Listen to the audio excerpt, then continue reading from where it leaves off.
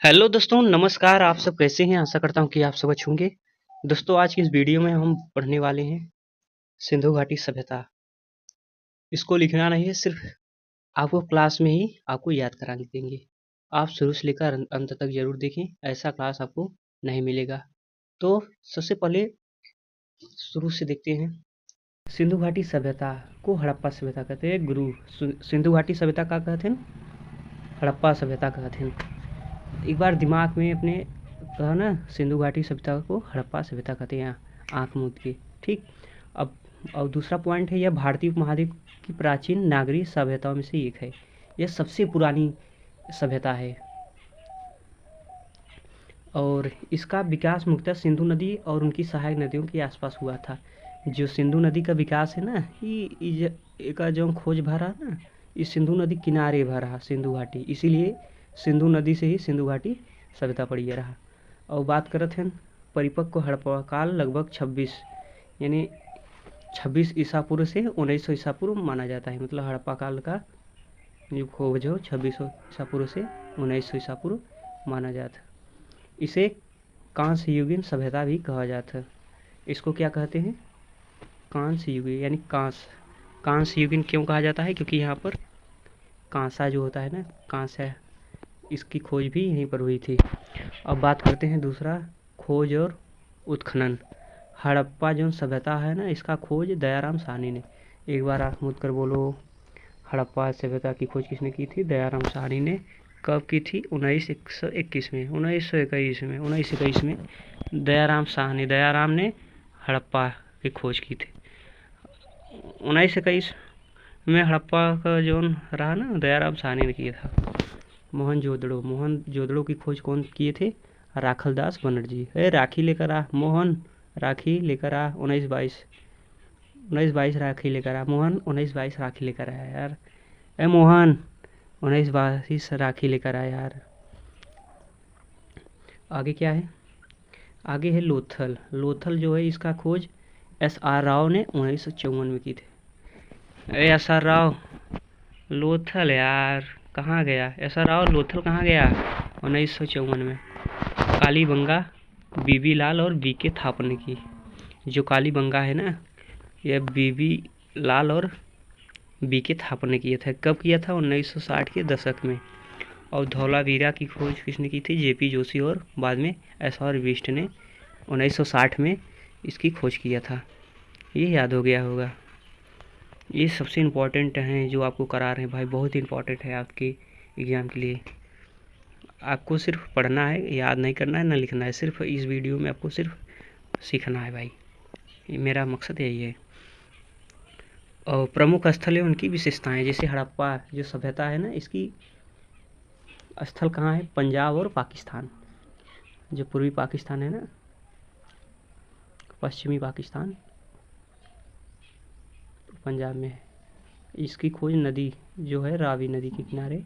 अनाज के भंडार, कब्रिस्तान के अवशेष मिले। पुरुषहड़ और प्रसिद्ध मूर्तियाँ मिली यहाँ पर। पुरुषहड़ प्रसिद्ध मूर्ति है। मोहनजोदड़ो है ना, यह सिंध पाकिस्तान में अभी। नदी सिंधु नदी। अर्थ मृतकों का टीला। मोहनजोदड़ो का अर्थ क्या होता है? मृतकों का टीला। अब मोहन, तुम्हारा अर्थ क्या है? मोहन, मृतकों का टीला। विशाल स्नानागार प्रसिद्ध, यहाँ की जो बहुत ही प्रसिद्ध विशाल स्नानागार था, यानी नहाने वाला जो है ना, बहुत बड़ा था भाई। और कांस्य नर्तकी की दाढ़ी वाले पुरुष की मूर्ति मिली थी। कांसा की जो होती है ना, नर्तकी, नाचने वाली, दाढ़ी वाली पुरुष की मूर्ति मिली थी। लोथल अब इस समय कहाँ है? गुजरात में है। लोथल कहाँ है? गुजरात में है इस समय। प्रसिद्ध बंदरगाह गोदी, समुद्र व्यापार का महत्वपूर्ण केंद्र था। मनका बनाने का कार्यशाला यहाँ के प्रमाण पत्र यहीं से मिले। और कालीबंगा कहाँ है? राजस्थान में। यह किस नदी के किनारे है? घग्घर नदी के किनारे, सॉरी घग्घर। कालीबंगा राजस्थान, नदी घग्घर। जुड़े हुए खेत के प्रमाण मिले हैं। जुड़े हुए खेत के प्रमाण, अग्निवेदियों के प्रमाण पत्र यहीं से मिला है। अग्निवेदियों के प्रमाण। धौलावीरा यह गुजरात के कच्छ में है। यहाँ क्या क्या मिला? शानदार जल प्रबंधन व्यवस्था, जलाशय और नगर विशिष्ट विभाजन, विशाल शिलालेख, साइन बोर्ड के प्रमाण। अब बात करते हैं राखी गढ़ी। राखी गढ़ी हरियाणा में है। हड़प्पा सभ्यता का बहुत बड़ा प्रमुख स्थल है, ये जान लीजिए। हड़प्पा सभ्यता का पूछ लिया जाए क्वेश्चन, हड़प्पा सभ्यता का प्रमुख बहुत बड़ा प्रमुख स्थल कहाँ है? राखी गढ़ी में है यार, हरियाणा में। हरियाणा बनावली, ये भी हरियाणा में है। नगर नियोजन और कृषि से जुड़े प्रमाण पत्र यहाँ से मिले हैं। चुंदू दड़ो, यह सिंध पाकिस्तान में है भी। मन का निर्माण एवं शिल्प गतिविधियाँ महत्वपूर्ण औद्योगिक केंद्र यहाँ के साक्ष्य हैं। ठीक, अब बात करते हैं यहाँ के नगर नियोजन।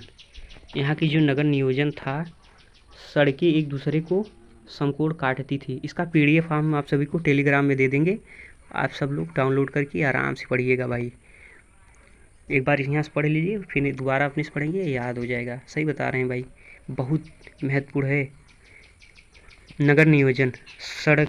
जो सड़कें हैं ना, एक दूसरे को समकोण पे काटती हैं और नगर को समतल, ऊंचे दुर्ग क्षेत्र और निचले नगर में बांटा जाता है। यहाँ पक्की ईंटों का प्रयोग किया गया था री भाई साहब। विकसित नालियों की व्यवस्था की गई, विकसित नालियों। घरों में स्नानागार और जल निकासों की व्यवस्था की गई और कई घरों के दरवाजे के मुख्य सड़क के बजाय गलियों की ओर खुलते थे। सड़क के बजाय मुख्य गली, जहाँ मुख्य गली था वहाँ पर खोल दिया जाता था। जैसे मान लेते हैं ये सड़क हो गया ना, यहाँ ना खोल के पीछे वाले गली है, यहाँ पर देखिए, यहाँ पर बहुत जिस लोग का घर है, यहाँ पर खोल दिया जाता है। फिर यहाँ से घूमकर यहाँ जाता, सड़क पे जाया करता था। और जो देख रहे हैं ना, ये घरें हैं, घर। और जल निकासी व्यवस्था, जो जल निकासी व्यवस्था थी, पक्की ईंटों से बनी नालियाँ थी। जो यहाँ की जल निकासी व्यवस्था, यानी जल निकालने के लिए पक्की ईंटों की व्यवस्था की गई। नालियों ढकी हुई थी यहाँ की। अरे भाई साहब, कितने विकसित हो गए थे, नाली ढकी हुई थी और घरों का पानी मुख्यतः नालियों में जाता था। वाह। सफाई के लिए निरीक्षण सफाई की व्यवस्था थी। अरे भाई साहब, अभी तो है नहीं, पहले इतना नहीं जानते थे, सब व्यवस्था थी। क्या बात है भाई साहब। और यहाँ पर कृषि, मुख्य फसलें गेहूँ, जौ और मटर। जो हड़प्पा सभ्यता की मुख्य फसलें थी, गेहूँ, जौ और मटर थी। और तिल, सरसों, कपास प्रारंभिक प्रमाण पत्र हैं। मुख्य फसलें गेहूँ, जौ, मटर, तिल, सरसों, कपास।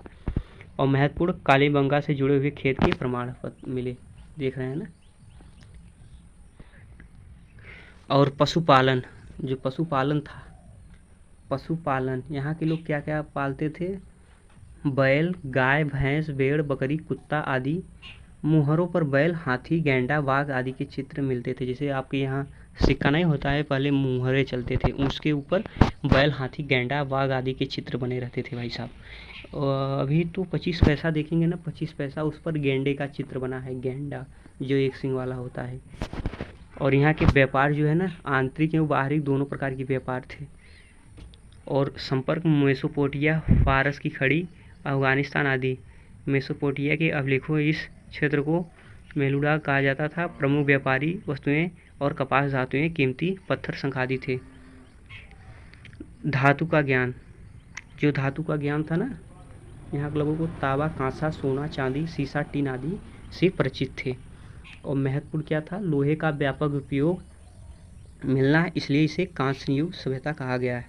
लोहे का व्यापक उपयोग नहीं मिलता है, यहाँ पर लोहा का प्रयोग ही नहीं किया गया है, सिर्फ तांबा, कांसा, सोना, चांदी, सीसा, यही सब का प्रयोग किया गया, इसलिए इसे कांस्य युग सभ्यता कहा जाता है।